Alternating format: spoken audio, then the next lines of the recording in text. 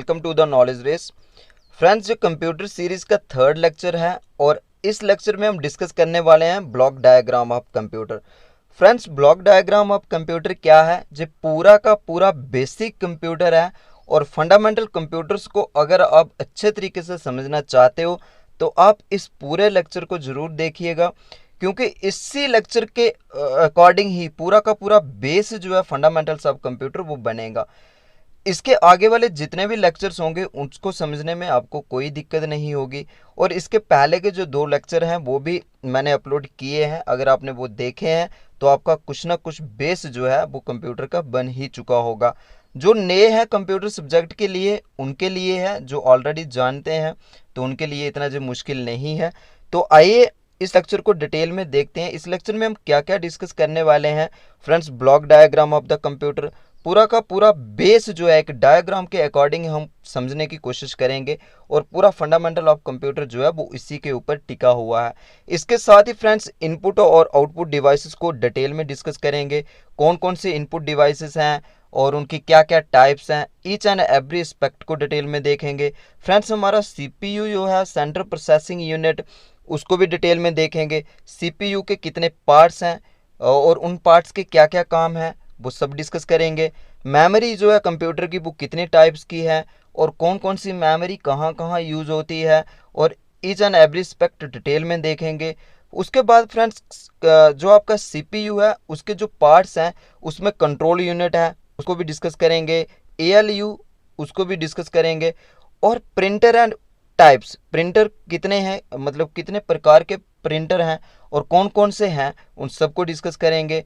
Monitor जो आपका है फ्रेंड, जो डिस्प्ले यूनिट है कंप्यूटर का, जो एलसीडी या एलईडी जो भी आपने लगाया है जो देखा है उसको डिस्कस करेंगे, उसके टाइप्स डिस्कस करेंगे। इसके साथ ही फ्रेंड्स और बहुत सी इंपॉर्टेंट चीज़ें इस लेक्चर में हम डिस्कस करेंगे जो आपके एग्जामिनेशन पॉइंट ऑफ व्यू से एक एक जो है वो बहुत बहुत इंपॉर्टेंट है और आप इस लेक्चर को लास्ट तक जरूर देखिएगा। बहुत सारे एमसीक्यू भी मैं इसमें बताऊंगा जो डिफरेंट कॉम्पिटिटिव एग्जाम में क्वेश्चन यहाँ से आए हैं, उसको भी डिस्कस करेंगे। तो आइए फ्रेंड्स शुरू करते हैं। शुरू करने से पहले आप मुझे फेसबुक, इंस्टाग्राम और टेलीग्राम के ऊपर भी फॉलो कर सकते हो। सब जगह पे द नॉलेज रेस से अकाउंट है और सेम लोगो आपको इन सब सोशल नेटवर्किंग साइट्स के ऊपर देखने को मिलेगा और वहाँ पे मुझे फॉलो कर सकते हो। और अगर अभी तक आपने चैनल सब्सक्राइब नहीं किया है तो प्लीज़ चैनल को सब्सक्राइब करके वेल नोटिफिकेशन ऑल को ऑन कर दीजिएगा, आने वाले वीडियोस की नोटिफिकेशन आप तक पहुंच जाएगी। तो चलिए फ्रेंड शुरू करते हैं। फ्रेंड, हमारा जो कंप्यूटर सिस्टम है वो कितने 5 बेसिक कॉन्सेप्ट उसके हैं। हमारे कंप्यूटर सिस्टम को जो भी आप चलाते हो तो उसके 5 बेसिक कॉन्सेप्ट हैं। फ्रेंड्स, ये आप समझ जाओगे तो पूरा का पूरा जो आपका कंप्यूटर सिस्टम है वो इसी 5 कॉन्सेप्ट के ऊपर ही टिका हुआ है। तो वो फ्रेंड्स कौन से हैं? सबसे पहले हम कंप्यूटर को इनपुट देते हैं। तो इनपुट कहाँ से देते हैं, क्या होती है? जो भी डेटा जो है कंप्यूटर को फ्रेंड हम देते हैं, एंटरिंग डेटा एंड इंस्ट्रक्शन जो कंप्यूटर को हम देते हैं। इंस्ट्रक्शन मैंने फ्रेंड लास्ट वीडियो में भी डिस्कस किया था। इंस्ट्रक्शन वो चीज़ होती है जो हम कंप्यूटर को देते हैं और इन्फॉर्मेशन वो होती है जो कंप्यूटर हमें देता है। तो लास्ट वीडियो में मैंने डिस्कस किया हुआ है इसके बारे में। तो ये फ्रेंड्स इनपुट होती है। तो आने वाली स्लाइड्स के अंदर हम एक एक इनपुट डिवाइस और पूरा डिटेल में हम उसको देखेंगे। उसके बाद फ्रेंड्स स्टोरेज, इनपुट के बाद स्टोर, जो भी हम इनपुट कंप्यूटर को देते हैं वो कहीं ना कहीं डेटा जो है स्टोर होता होगा, उसके ऊपर ही वो काम करता है। तो वो कैसे काम करता है उस चीज़ को भी डिस्कस करेंगे। तो जो 5 बेसिक कॉन्सेप्ट फ्रेंड्स आप नोट डाउन जरूर कर लीजिएगा। इनपुट होती है, उसके बाद स्टोर होती है, स्टोर डेटा होता है। फिर आ गया फ्रेंड्स डेटा प्रोसेसिंग। जब कंप्यूटर के पास डेटा पहुंच जाता है कहीं ना कहीं किसी ना किसी मेमोरी में वो जब जाता है, वो कौन सी है, ईच एंड एवरी एस्पेक्ट आगे वीडियो इसी वीडियो में हम डिस्कस करेंगे। तो डेटा उसके बाद प्रोसेसिंग होती है। प्रोसेसिंग होने के बाद फ्रेंड्स जो भी हमें डेटा जो हम रॉ डेटा उसको देते हैं तो उसके बाद जो हमें फाइनल वो रिजल्ट जो कंप्यूटर देता है, जो यूजफुल इंफॉर्मेशन हमें कंप्यूटर देता है फ्रेंड्स, तो वो कहाँ से हमें मिलती हैं? वो मिलती हैं आउटपुट से।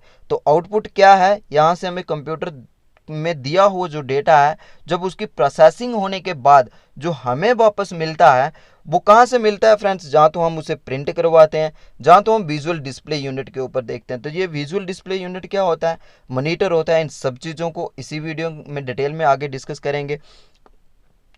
उसके बाद फ्रेंड्स लास्ट में जो है वो कंट्रोल द वर्क फ्लो, जितना भी फ्रेंड्स इनपुट आउटपुट प्रोसेसिंग, तो इस सारे के ऊपर जो कंट्रोल कौन करता है फ्रेंड्स, तो direct the manners and sequence in which all the above operations are performed. जो भी हमने कंप्यूटर को दिया उसके बाद उसने प्रोसेसिंग की, प्रोसेसिंग करने के बाद हमें उसने लास्ट में रिजल्ट दिया, तो ये सारा का सारा कंट्रोल भी जो है वो हमारा सीपीयू ही करता है।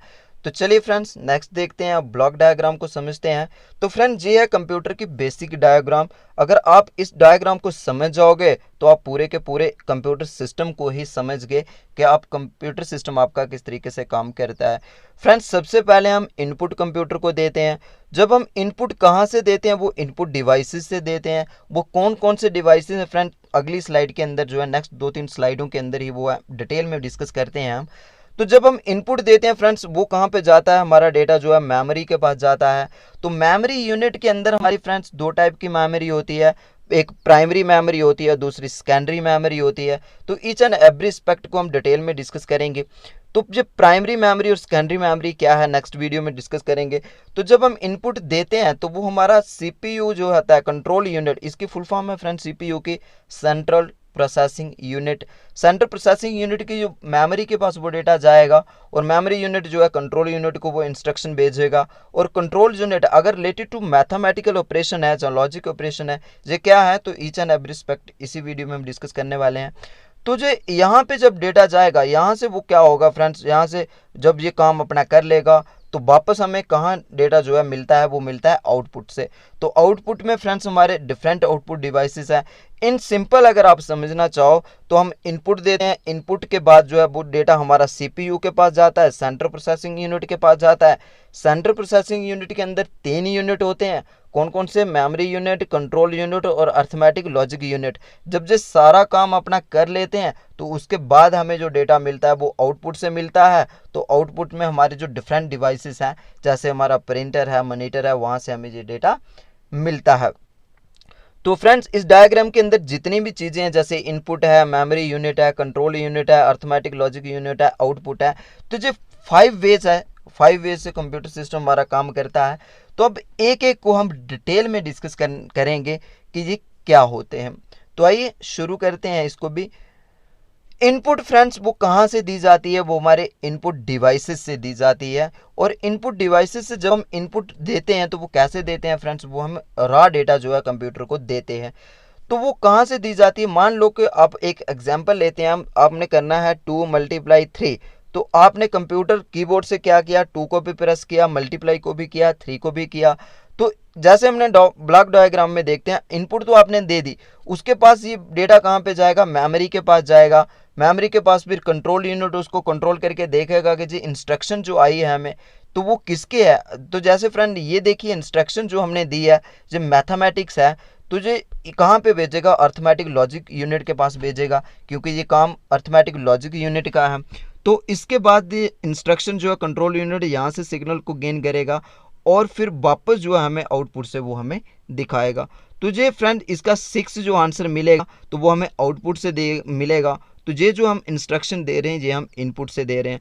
तो फ्रेंड्स इनपुट जो मोस्ट इंपॉर्टेंट डिवाइसेस हैं, आपके सिलेबस में क्लियर कट मेंशन भी है कि इनपुट डिवाइसेस क्या होते हैं। तो आप इनको नोट डाउन जरूर कर लें, ये आपके एग्जामिनेशन पॉइंट ऑफ व्यू से एक एक इम्पॉर्टेंट है। और यहाँ से किसी भी डिवाइस को उठा के पूछ लेंगे कि बताओ कि ये इनपुट है या आउटपुट है। तो फ्रेंड्स इनपुट में जो डिवाइसेस हैं वो क्या है, हमारा जो कीबोर्ड है, माउस है, जॉयस्टिक है, लाइट पेन है, ट्रैक बॉल है, स्कैनर है, ग्राफिक टैबलेट है। इसको फ्रेंड्स लिख लीजिएगा, आप इसको डिजिटाइजर भी बोलते हैं, डिजिटाइज। और ये ग्राफिक टैबलेट होती है जो इंजीनियरिंग डिज़ाइन, जो बिल्डिंग से डिज़ाइन वगैरह बनाए जाते हैं उसके लिए यूज़ की जाती है। और उसके बाद माइक्रोफोन फ्रेंड्स जो आपके फ़ोन में भी लगा हुआ है और जिससे हम साउंड जो है, हमारी वॉइस जो है वो सिस्टम को देते हैं। तो माइक्रोफोन यानी माइक आपके फ़ोन की, तो वो इसमें आती है। उसके बाद फ्रेंड्स MIC आ रहा है, मैग्नेटिक इंक करेक्टर रिकॉग्निशन। और ये भी जो है फ्रेंड्स इनपुट डिवाइस है, जो बैंक में यूज़ होता है, जो आपके बैंक चेक्स होते हैं उसके ऊपर जो नंबर वगैरह होता है, बैंक चेक नंबर जो है, तो एक स्पेशल इंक से वो लिखा गया होता है, तो जो डिवाइस उसको रीड करता है उसको हम मिक्कर बोलते हैं, मैग्नेटिक इंक करेक्टर रिकॉग्निशन। उसके बाद फ्रेंड्स OCR है, ऑप्टिकल करेक्टर रिकॉग्निशन या ऑप्टिकल करेक्टर रीडर। उसके बाद आ गया फ्रेंड्स आपका OMR, बार कोड रीडर, और इसके साथ ही आपका optical mark reader. OMR friends होता है ऑप्टिकल मार्क रीडर, और बार कोड रीडर से अलग से है। जो बार कोड रीडर फ्रेंड आपने ज़रूर देखा होगा, आप किसी बड़े शोरूम में जा कहीं किसी बड़ी शॉप पे गए होंगे तो उनके पास छोटा सा डिवाइस रहता है, जो प्रोडक्ट जो आप खरीदते हो तो उससे वो एक कोड जो है वो स्कैन करते हैं, तो वो बार कोड रीडर उसी को बोलते हैं। और OMR और OMR शीट जो आप कम्पिटिटिव एग्ज़ाम देते हो, जैसे अपकमिंग एग्ज़ाम वो आप दोगे भी, तो जो OMR शीट है उसके ऊपर आप जो सर्कल किए होते हैं उनको डॉट सर्कल करते हो फ्रेंड्स। उसी शीट के ऊपर आप डॉट सर्कल भी करते हो और इसके साथ ही आप कुछ लिखते भी हो। जो आप लिखते हो तो उसको जो डिवाइस रीड करता है, यानी ऑप्टिकल करेक्टर रीडर जो करेक्टर को रीड करेगा, और जो सिर्फ मार्क जो आप डॉट वो छोटे छोटे से गोले बनाते हो इस टाइप के, तो इस टाइप के जो आप गोले बनाते हो ऐसे, तो उसको रीड करने वाला जो डिवाइस है वो है friends OMR, optical mark reader. तो ये क्वेश्चन ऑलरेडी JKSSB ने पूछा भी है। OMR और OCR जो है ये कौन से डिवाइसेस हैं, इनपुट हैं या आउटपुट हैं, तो ये फ्रेंड्स इनपुट की कैटेगरी में आते हैं। तो चलिए नेक्स्ट, उसके बाद फ्रेंड्स अभी हमने ब्लॉक डायग्राम के अंदर इनपुट के बाद देखा था सेंट्रल प्रोसेसिंग यूनिट CPU, जिसके 3 पार्ट थे। तो सेंट्रल प्रोसेसिंग यूनिट फ्रेंड्स जो होता है आपका CPU को, जो कंप्यूटर को होता है, वो उसको क्या बोलते हैं, brain of computer. CPU also called the brain of computer. और CPU perform all type of data processing operations. Friends जितना भी डेटा हम कंप्यूटर को देते हैं वो सारा का सारा प्रोसेस जो है वो CPU ही करता है। It store data, intermediate result and instructions, यानी जो भी प्रोग्राम जो होता है वो उसको स्टोर करेगा। और it control the operation of all part of the computer. जितना भी आपका कंप्यूटर है, इनपुट से लेकर आउटपुट तक, जितना भी उसके बीच प्रोसेसिंग होती है, इनपुट्स आती है, आउटपुट तक डेटा जाता है, तो उसको सारे को सारे का कंट्रोल कौन करता है फ्रेंड्स, CPU करता है। और CPU जो है इटसेल्फ एज 3 कंपोनेंट्स, अभी हमने ब्लॉक डायग्राम के अंदर भी फ्रेंड्स देखे हैं। उसका एक मेमोरी यूनिट होता है, कंट्रोल यूनिट होता है और अर्थमेटिक लॉजिक यूनिट होता है। आइए इनको डिटेल में डिस्कस करते हैं। फ्रेंड्स मेमोरी यूनिट जो कंप्यूटर का होता है, मेमोरी यूनिट वो क्या होता है, a memory is just like a human brain. जैसा हमारा ब्रेन है ऐसे ही कंप्यूटर का भी होता है, जिसके अंदर हम जो है मेमोरी को यूज़ करते हैं। तो it is use to store data and instruction. Memory primarily जो है फ्रेंड्स 2 टाइप की है। तो यहाँ पे ये फ्रेंड्स मैं आपको एक इंपॉर्टेंट चीज़ बताना चाहूँगा। मेमोरी जो है वो डिवाइडेड है किसमें, 2 पार्ट्स में। एक है फ्रेंड्स प्राइमरी मेमोरी और दूसरा है आपका सेकेंडरी मेमोरी। यहाँ से चीज़ों को इम्पॉर्टेंट आपके लिए है और इसको ध्यान से सुनिएगा कि प्राइमरी मेमोरी जो होती है फ्रेंड्स वो क्या होती है, किसी भी चीज़ को टेम्पररी स्टोर करती है। हालांकि प्राइमरी मेमोरी जो है उसकी भी सब कैटेगरीज हैं। इसकी 4 कैटेगरीज हैं फ्रेंड्स। एक होती है आपकी रजिस्टर और दूसरी होती है फ्रेंड्स आपकी कैशे। जी कैशे आपने ज़रूर अपने फ़ोन में भी देखी होगी, कैशे मेमोरी आप फ़ोन को रिफ़्रेश करते रहते हो। और रजिस्टर जो है मे भी आपने सुना हो या ना सुना हो। तो ये 2 टाइप की मेमोरी जो है फ्रेंड्स वो इस वीडियो में हम डिस्कस नहीं करेंगे, क्योंकि ये वीडियो बहुत लंबी हो जाएगी अगर इन सारी चीज़ों को हम डिटेल में डिस्कस करेंगे। तो नेक्स्ट जो वीडियो रहेगा फ्रेंड्स हमारा वो रहेगा रजिस्टर कैशे मेमोरी, यानी मेमोरी हायरार्की, और इसके साथ ही जो है पिरामिड ऑफ मेमोरी और साथ में मेमोरी यूनिट। 10 से 15 मिनट का वीडियो होगा। नेक्स्ट वीडियो जो लेक्चर 4 होगा वो आप देखिएगा ज़रूर। उसमें भी बहुत सारी चीज़ें जो है आपके नॉलेज की हैं, आपके इंपॉर्टेंट है आपके एग्जामिनेशन पॉइंट ऑफ व्यू से। और ये रजिस्टर जो है फ्रेंड्स ऑलरेडी कम्पिटिटिव एग्जाम में पूछ चुके हैं, और इसके साथ ही कैशे के ऊपर भी क्वेश्चन जो है कम्पिटिटिव एग्जाम में आए हैं, तो उसको हम नेक्स्ट वीडियो में डिस्कस करेंगे। तो चलिए अभी के लिए जो हमारी प्राइमरी मेमोरी है फ्रेंड्स, प्राइमरी मेमोरी भी 2 टाइप की होती है। और प्राइमरी मेमोरी के ऊपर क्या होता है फ्रेंड्स, जो डेटा प्रेजेंटली वर्किंग, जैसे मैं अभी वीडियो रिकॉर्ड कर रहा हूँ तो इस टाइम ये वीडियो जो है कौन सी मेमोरी के ऊपर रिकॉर्ड हो रहा है, वो है फ्रेंड्स हमारी प्राइमरी मेमोरी के ऊपर। जो भी आप सिस्टम के ऊपर करते हो, आपका चाहे फ़ोन है चाहे आपका कंप्यूटर है, तो करंटली जो भी आप काम कर रहे होते हो वो काम किसके ऊपर हो रहा होता है, वो प्राइमरी मेमोरी के ऊपर हो रहा होता है। और प्राइमरी मेमोरी के ऊपर किस पार्ट के ऊपर हो रहा होता है, क्योंकि प्राइमरी मेमोरी फ्रेंड जो है वो दो टाइप की होती है, टू उसकी सब कैटेगरीज हैं, one is RAM and second is ROM. तो फ्रेंड्स मोस्ट इंपॉर्टेंट है ये आपके लिए। तो सेकेंडरी के ऊपर हम आगे भी नेक्स्ट लेक्चर में, इसी लेक्चर में हम आगे वाली स्लाइड्स के ऊपर जो है डिटेल में डिस्कस करते हैं। अभी के लिए जो सेकेंडरी मेमोरी है फ्रेंड्स, उसको आल्सो एक्सिलरी मेमोरी भी बोलते हैं, एक्सिलरी स्टोरेज बोलते हैं, सेकेंडरी स्टोरेज बोलते हैं, या फिर सेकेंडरी मेमोरी भी बोलते हैं उसे, और इसके साथ ही एक्सटर्नल मेमोरी भी बोलते हैं। जिस सारे के सारे जो नेम है फ्रेंड वो सेकेंडरी मेमोरी के हैं। इसमें से कोई भी उठा के पूछ लिया जाएगा और आपको बता दिया जाएगा कि बताओ जी कौन सी मेमोरी है। और सेकेंडरी मेमोरी जो फ्रेंड्स वो नॉन वोलाटाइल होती है, और ये हमेशा कम्पिटिटिव एग्जाम में ये क्वेश्चन आते हैं, वोलाटाइल और नॉन वोलाटाइल क्या होता है। वोलाटाइल जो फ्रेंड्स वो प्राइमरी मेमोरी होती है, तो उसको डिस्कस करते हैं। और नॉन वोलाटाइल जो है वो कौन सी होती है फ्रेंड्स, वो होती है जो परमानेंट हो, वो मेमोरी जो परमानेंट हो उसे हम नॉन वोलाटाइल बोलते हैं, और जो परमानेंट नहीं हो, टेम्पररी हो, उसे हम वोलाटाइल बोलते हैं। तो फ्रेंड्स प्राइमरी मेमोरी जो होती है वो दो टाइप की होती है, एक हमारी रैम है और दूसरी हमारी रोम है। रैम की फुल फॉर्म फ्रेंड्स इंपॉर्टेंट है, रैंडम एक्सेस मेमोरी है। और ये कौन सी मेमोरी है, वोलाटाइल मेमोरी है, क्योंकि वोलाटाइल का मतलब होता है टेम्पररी। जो भी काम आप कर रहे हो वो इस मेमोरी के ऊपर टेम्पररी सेव होता है। अगर आपका कंप्यूटर जो है वो क्या हो जाए, अगर आपका कंप्यूटर जो है वो स्विच ऑफ हो जाए, जहां आप उसको पावर फेलियर की वजह से, किसी वजह से वो ऑफ हो जाए, बंद हो जाए, जहां आप उसे खुद ही बंद कर दो, और आपने कोई भी चीज़ वो सेव नहीं की है, तो वो आपका पूरा का पूरा डेटा जो है वो क्या हो जाएगा, लॉस्ट हो जाएगा, लॉस हो जाएगा। आपको वो डेटा वापस नहीं मिलेगा, क्योंकि आपने प्रेजेंटली जो काम कर रहे थे वो आप प्राइमरी मेमोरी के ऊपर हो रहा था, और प्राइमरी मेमोरी जो आपकी वो है वो टेम्पररी मेमोरी है। जितना भी डेटा जो है वो लॉस्ट हो जाता है अगर आपने उसे सेव नहीं किया है। तो प्राइमरी मेमोरी की जो एक ड्रॉबैक है फ्रेंड्स, और ये वोलाटाइल है। और रैम ऑलरेडी जेके एसएसबी ने क्वेश्चन पूछा हुआ है कि वोलाटाइल मेमोरी कौन सी है, नीचे ऑप्शन दे दिया था, रैम थी, रोम थी, जहाँ आपकी पेन ड्राइव थी, आपका फ़ोन का एसडी कार्ड था। तो इसमें से आपको पता होना चाहिए कि वोलाटाइल का मतलब होता है टेम्पररी, और टेम्पररी जो है वो आपकी रैम है। और रैम जरूर फ्रेंड्स आप फ़ोन में भी, जब भी आप फ़ोन खरीदते होंगे तो पूछते होंगे कि इसकी रैम कितनी है।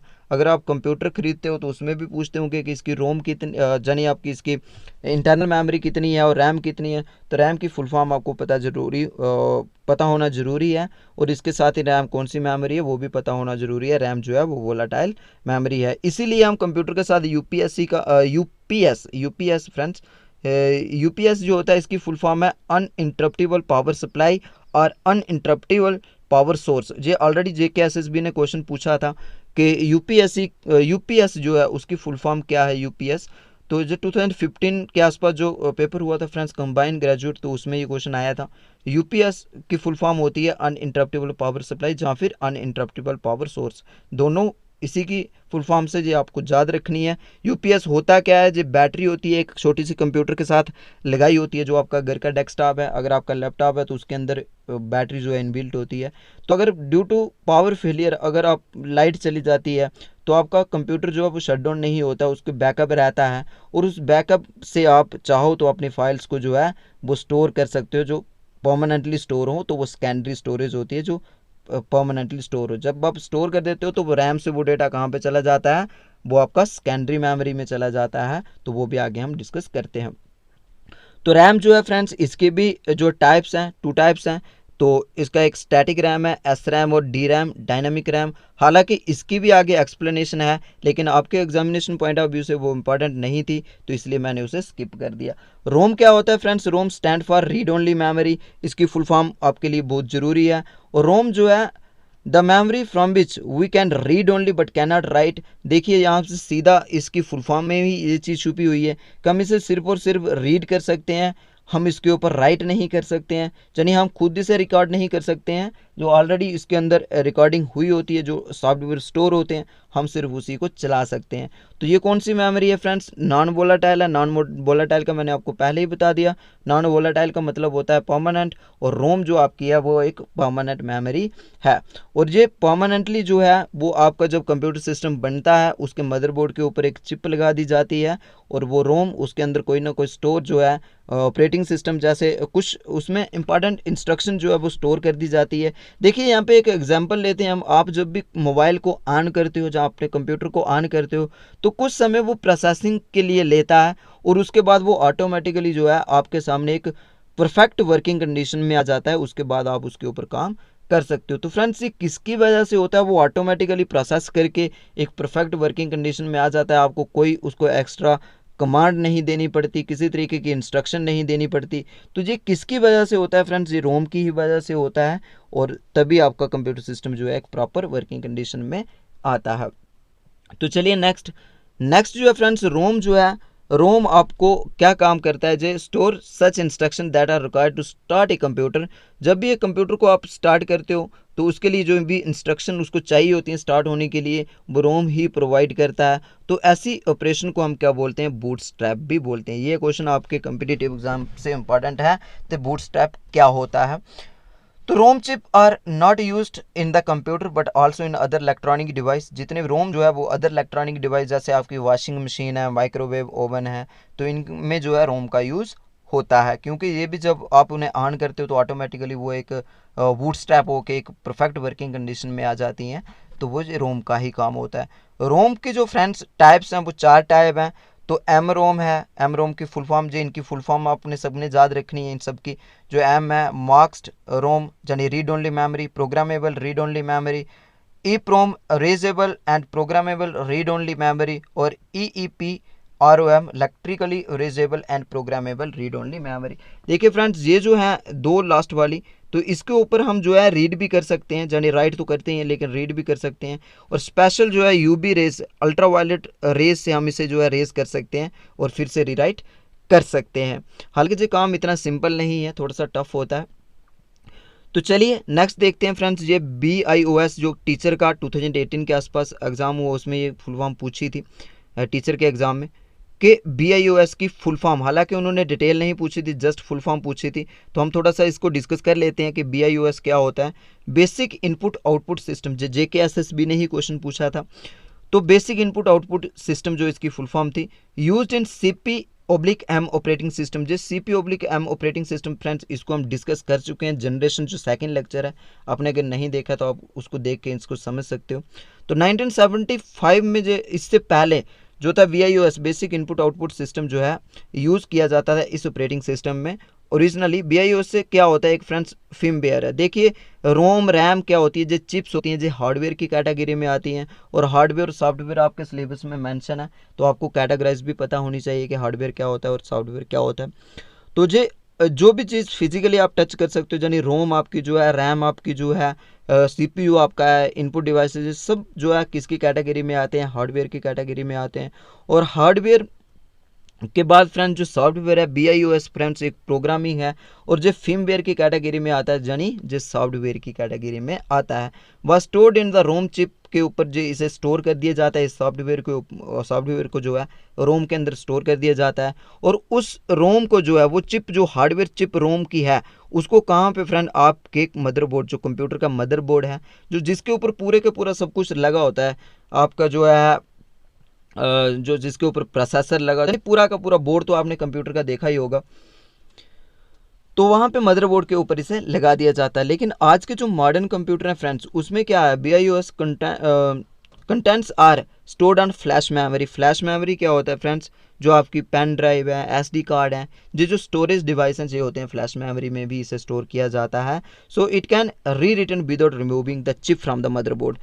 तो अगर चिप के अंदर इसे स्टोर किया जाता था तो चिप को कई बार रिमूव भी करना पड़ता था कंप्यूटर सिस्टम से, लेकिन आज इसे फ्लैश मेमोरी के अंदर ही इसे स्टोर कर दिया जाता है। तो बाद में हम इसे विदाउट रिमूव करने से चिप जो है हम इसके ऊपर जो है काम कर सकते हैं। तो next secondary memory friends, secondary memory क्या होता है? सेकेंडरी मेमोरी जो है also refer the non volatile, अभी हमने लास्ट स्लाइड के अंदर ही देखा इसको। तो नॉन वोलेटाइल का फ्रेंड्स वो चीज़ जो परमानेंटली किसी चीज़ को स्टोर करके रखे। तो आपने जो खुद ही कैटेगराइज करना है कि कौन सी चीज़ जो है फ्रेंड्स, अभी तक जो है सिर्फ वोलेटाइल आपकी रैम आती है, और इसके साथ कैशे और रजिस्टर जो नेक्स्ट वीडियो में डिस्कस करेंगे वो भी आपकी वोलेटाइल के अंदर आती है। तो बाकी जितनी भी आपकी मेमोरीज हैं वो सारी की सारी किस में आएंगी, नॉन वोलेटाइल में। आपका पेन ड्राइव है, आपका जो SD कार्ड है। चलो नेक्स्ट देखते हैं उसको। और जो नॉन वोलेटाइल हैं यानी परमानेंट हैं, और इंटरनल एंड एक्सटर्नल। देखिए फ्रेंड्स, जब भी आप फ़ोन लेते हो तो आप उसमें देखते होगे इसकी इंटरनल स्टोरेज कितनी है, क्या इसमें कार्ड डालने की ज़रूरत है या नहीं है। तो जो इंटरनल, उसके अंदर एक डिस्क पड़ी होती है जिसको हम हार्ड डिस्क के नाम से जानते हैं, तो वो इंटरनल होती है। और एक्सटर्नल अगर आप चाहो तो बाहर से उसे मेमोरी कार्ड भी इंसर्ट कर सकते हो, और कंप्यूटर के अंदर भी आप बाहर से चाहो तो पेन ड्राइव लगा सकते हो, जहाँ आपकी जो हार्ड डिस्क है वो आप बाहर से लगा सकते हो। एक उसके इंटरनल जो है इनबिल्ट आती है। तो इस secondary storage device is also known as, उसे एक्सिलरी स्टोरेज भी बोलते हैं फ्रेंड्स, या फिर एक्सटर्नल स्टोरेज भी बोलते हैं। और जो इसकी एग्जांपल जो आपकी सेकेंडरी स्टोरेज की हैं फ्रेंड्स, आपके लिए इंपॉर्टेंट है, आप इसे नोट डाउन कर लीजिएगा। हार्ड डिस्क जो है मास स्टोरेज डिवाइस होता है, कंप्यूटर के अंदर पड़ी होती है ये डिस्क, जिसके अंदर पूरा का पूरा डेटा जो है, जितने भी आपके सॉन्ग्स, जितने भी आपके सॉफ्टवेयर जो है इसी के अंदर इंस्टॉल रहते हैं। उसके बाद कंपैक्ट डिस्क फ्रेंड्स, जिस CD की फुल फॉर्म है, CD आपने कभी ना कभी जरूर देखी होगी और चलाई भी होगी। तो CD जो है इसकी फुल फॉर्म है कंपैक्ट डिस्क। और SD कार्ड जो आपके फ़ोन में ही रहता है। फ्लॉपी डिस्क अभी ये यूज़ नहीं होती है, लेकिन पहले ये यूज़ होती थी स्टोर करने के लिए डेटा। और पेन ड्राइव ये सब जानते हो आप। उसके बाद डिजिटल वर्सटाइल डिस्क का digital video disc friends, JKSSB already इस क्वेश्चन को पूछ चुकी है। What is the full form of DVD की फुल फॉर्म क्या है। तो इसकी फ्रेंड्स डिजिटल वीडियो डिस्क भी है और डिजिटल वर्सटाइल डिस्क भी है, यानी बहुत सारे काम के लिए यूज़ की जाए डिस्क। तो ये आपने याद रखनी है, अगर दोनों होंगी तो दोनों के साथ जाना है, अगर इनमें से कोई भी ऑप्शन आपको दिखता है तो आपने वो आंसर देना है।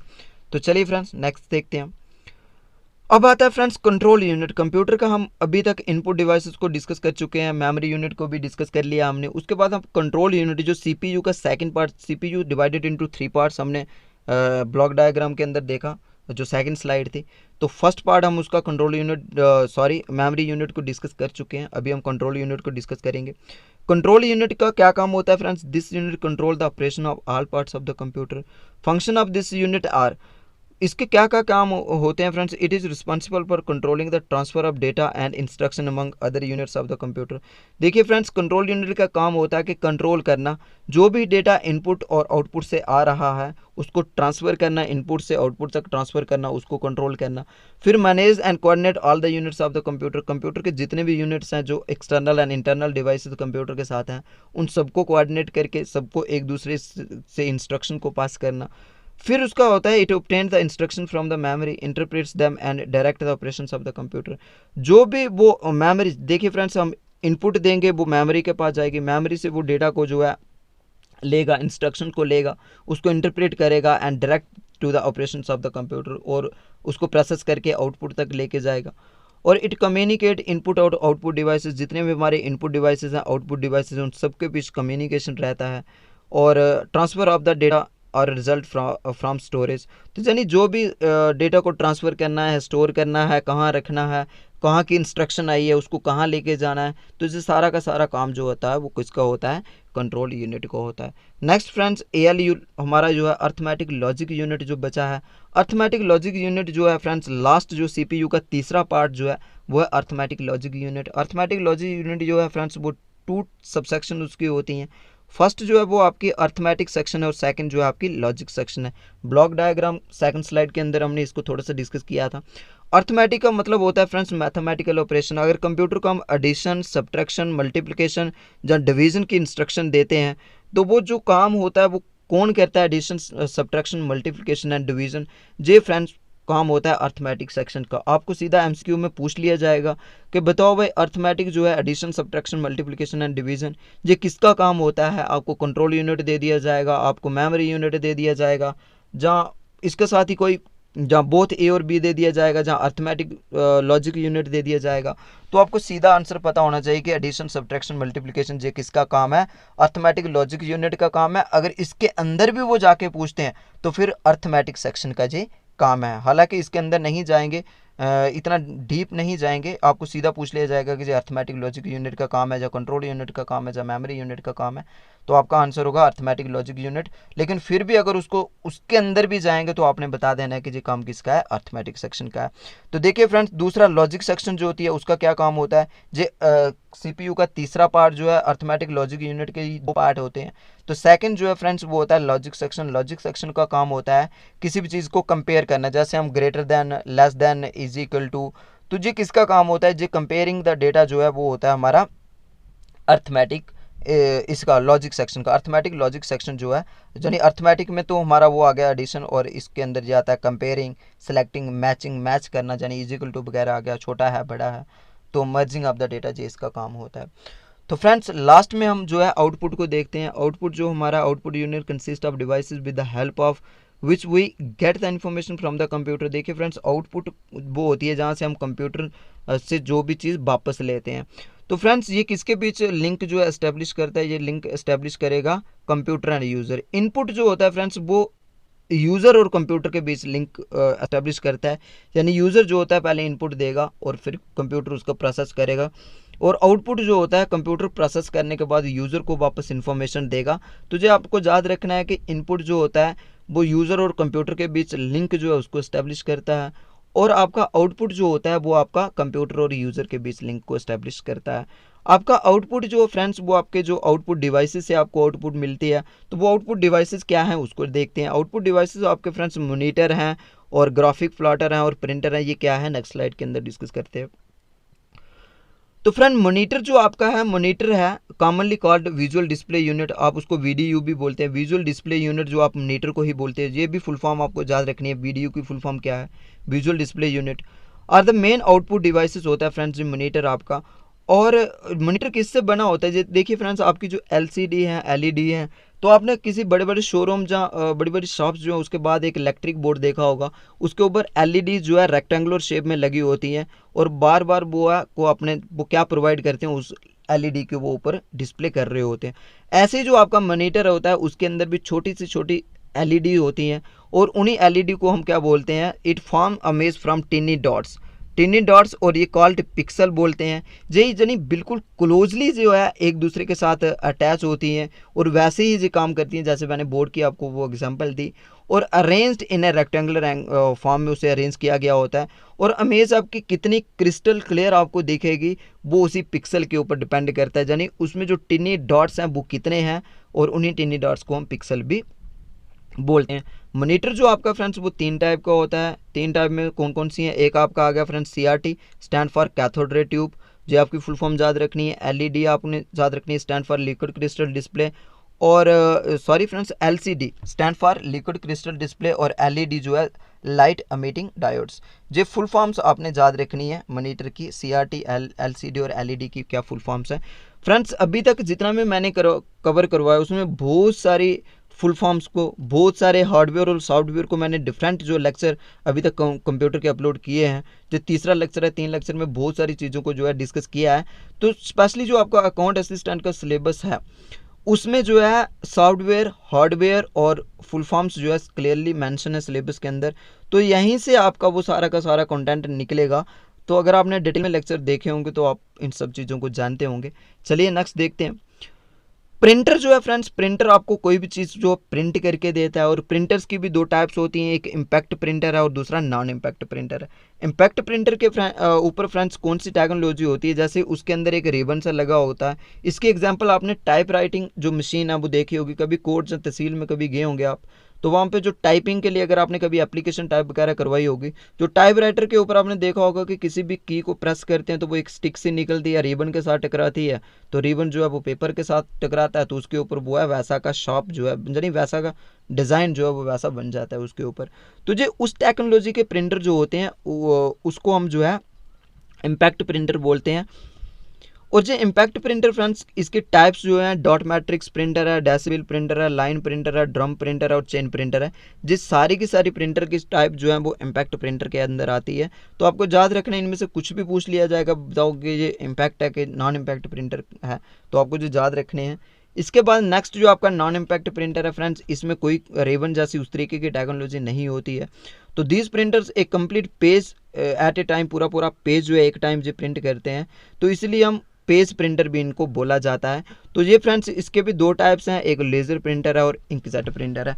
तो ये था फ्रेंड्स पूरा का पूरा लेक्चर। उम्मीद करता हूँ कि आपको ये लेक्चर पसंद आया होगा। अगर आपको लेक्चर पसंद आया है तो वीडियो को प्लीज़ लाइक करें, वीडियो को शेयर करें और कमेंट सेक्शन में मुझे ज़रूर बताएं कि आपको ये लेक्चर कैसा लगा। अगर आपकी इसके रिलेटेड आपकी कोई क्यूरीज है तो आप ज़रूर मुझे कमेंट सेक्शन में वो भी पूछ सकते हो।